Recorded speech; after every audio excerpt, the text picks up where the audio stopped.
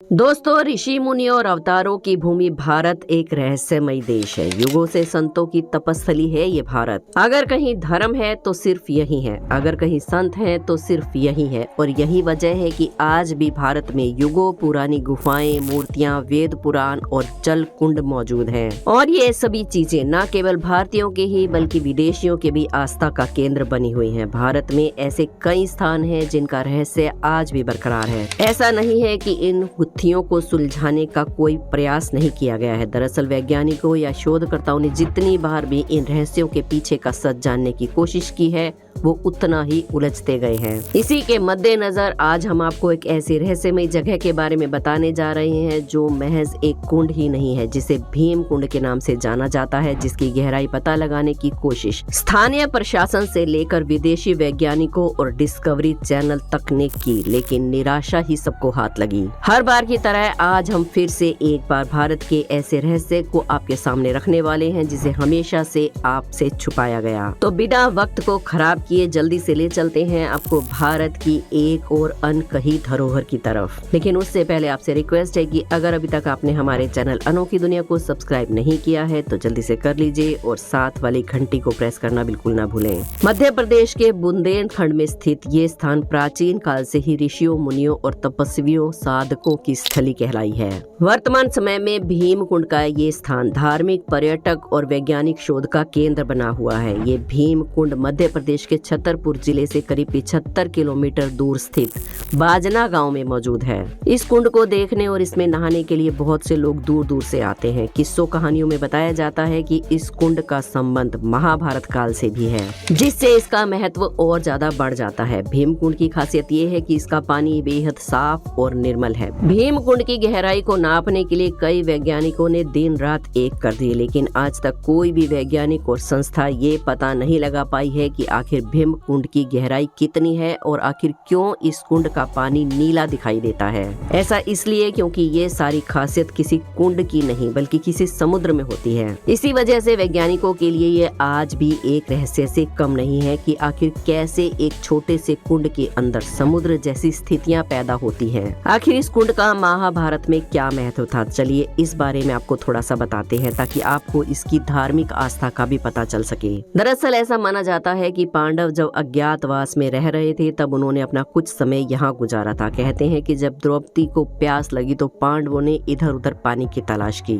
लेकिन आखिरकार जब उन्हें कहीं पर भी पानी नहीं मिला तो भीम ने अपनी गदा से एक चट्टान में जोरदार प्रहार किया और उसके नीचे से एक बड़ा सा जलाशय निकला। मगर उस जलाशय के अंदर जाने के लिए कोई रास्ता नहीं था, इसलिए अर्जुन ने अपने बाण का प्रयोग करते हुए वहाँ एक रास्ता बनाया और इस तरह द्रौपदी के साथ पांचों भाइयों ने अपनी प्यास बुझाई। और चूंकि इस कुंड को भीम द्वारा बनाया गया था इसलिए इसे भीम कुंड कहा गया। भीम कुंड 40 से 80 मीटर चौड़ा है और ये कुंड देखने में बिल्कुल एक गदा के जैसा दिखाई देता है। भीम कुंड के चारों तरफ आज भी कुछ निर्माण कार्य दिखाई देते हैं जो इस बात का प्रतीक है कि पांडवों ने भीम कुंड के अंदर लगभग 1 वर्ष तक का समय बिताया था। भीम कुंड के साथ एक और रहस्यमय बात जुड़ी हुई है, वो ये कि जब भी कोई प्राकृतिक आपदा जैसे बाढ़, भूकंप या सुनामी आने वाले होते हैं तो इस कुंड के जल का स्तर अपने आप बढ़ने लगता है और यहाँ के लोग इस संकेत को देखकर समझ जाते हैं कि जल्दी ही कहीं ना कहीं कोई प्राकृतिक प्रकोप बरसने वाला है। साल 2004 में सुनामी आने से पहले इस कुंड में अचानक कुछ हलचल पैदा होनी शुरू हो गई थी।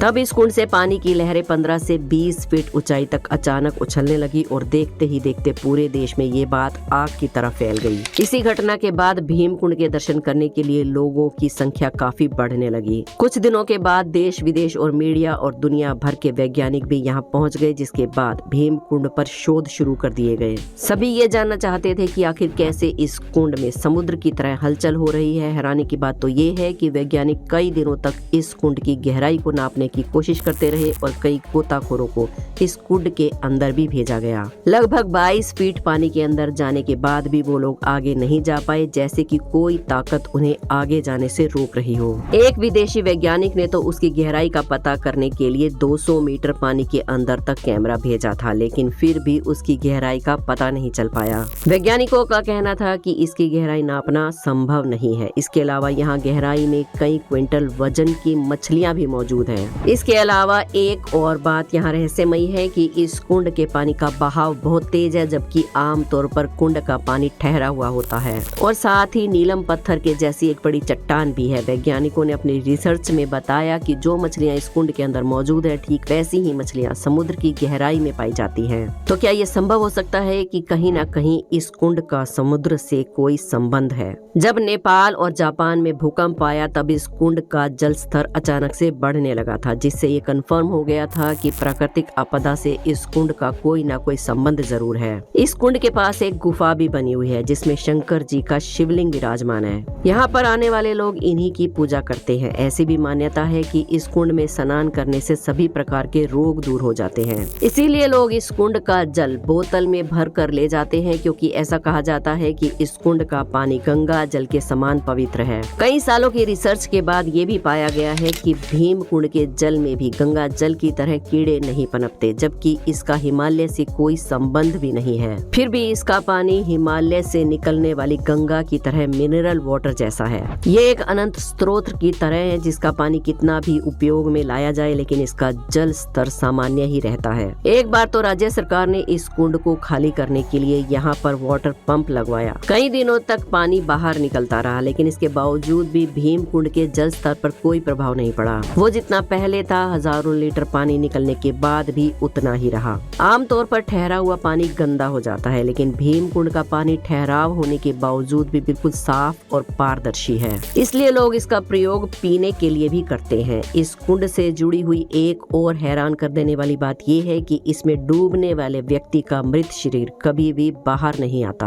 आमतौर पर जब भी कोई व्यक्ति पानी में डूब जाता है तो कुछ वक्त के बाद उसका शरीर फूलकर पानी की सतह पर तैरने लगता है, लेकिन इस कुंड में आज तक जो भी डूबा है उसका शरीर कभी भी बाहर नहीं आया है और गोताखोरों द्वारा कुंड के अंदर जाकर ढूंढने पर भी किसी का शव नहीं मिला। लोगों का मानना है कि ऐसा इसलिए होता है क्योंकि इस कुंड में कोई तल नहीं है और यही कारण है कि इसमें डूबने वाला व्यक्ति सदा के लिए अदृश्य हो जाता है। जैसा कि आप इन तस्वीरों में देख सकते हैं कि भीम कुंड एक गुफा के अंदर बना हुआ है और यहाँ तक जाने के लिए गुफा में सीढ़ियां भी बनी हुई हैं। इस कुंड के पानी के अंदर जब सूर्य की किरणें पड़ती हैं तब पानी में इंद्रधनुष बनते हैं और वो दृश्य बहुत ही मनमोहक होता है। वैज्ञानिकों ने जब इस कुंड की गहराई को नापने का प्रयास किया तो उन्हें कुंड के भीतर दो बड़े कुएं जैसे मिले, जिन्हें देखकर ऐसा लग रहा था कि जैसे कुंड के भीतर एक और बड़ा सा कुंड है। उनका मानना है कि इनमें से एक कुंड से जल आता है और दूसरे कुंड की मदद से जल बाहर निकल जाता है। हालांकि यहाँ के स्थानीय लोगों का मानना है कि कुंड का भीतरी संबंध समुद्र के साथ है, जहाँ से बहुत तेज लहरों के साथ पानी आता जाता रहता है। भीम कुंड के पास एक बहुत बड़ा मैदान है और वहाँ हर साल मकर संक्रांति के दिन बहुत बड़ा मेला लगता है। ऐसी मान्यता है कि 18वीं शताब्दी के अंतिम दशक में बिजाबर रियासत के महाराजा ने इस स्थान पर मकर संक्रांति के दिन मेले का आयोजन किया था और तब से आज तक इस मेले की ये परंपरा मौजूद है।